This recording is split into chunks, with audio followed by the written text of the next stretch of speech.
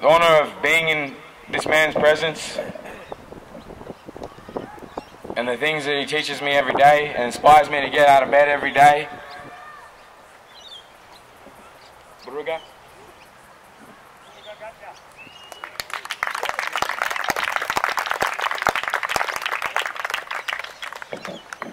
Firstly, I'd like to pay honour and respect to the Dharawal people on whose land we are on, and just not an acknowledgement, because an acknowledgement is what politicians do before they legislate to kill our people.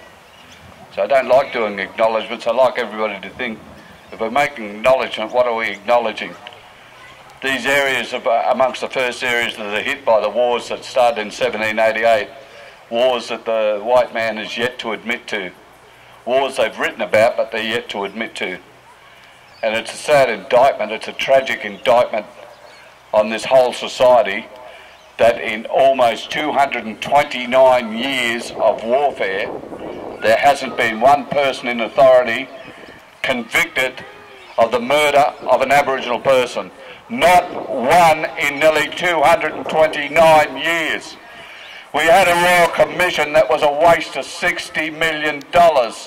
We didn't even have a person convicted of a frigging assault.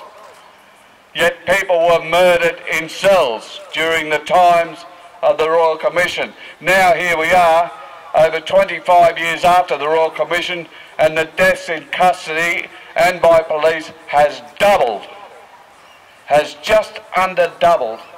The incarceration of our men has doubled. The incarceration of our women has gone up about fivefold. We had this ridiculous apology in 2008 by Kevin the Smurf Rudd, and since then our stolen children have increased by a massive 400%.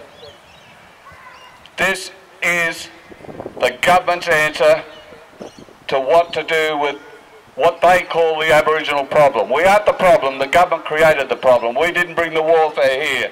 The government brought the warfare here. We lived here since the dawning of time in harmony with each other. We didn't bring prisons here. We didn't bring diseases here. We didn't bring morally corrupt behaviour here. That was imported here. And we need to fight against the morally bankrupt behaviour they have.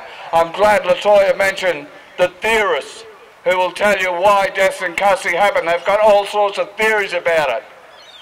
Well, it's about time the theorists shut up. Murder is murder. Don't look at a theory behind it, except the colonial monster is attempting to wipe out Aboriginal people because we are the traditional and rightful owners of this land, and we are standing between them and the resources in this land and their greed.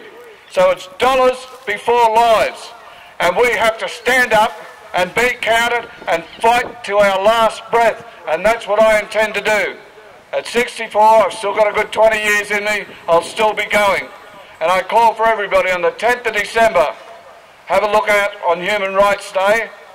On the 10th of December we have a massive rally happening. There's a Facebook page about it, and every Monday night at the block at Redfern 6:30 there's a meeting on to plan a massive action on the 10th of December, because it's about time the world knew what was happening in this country.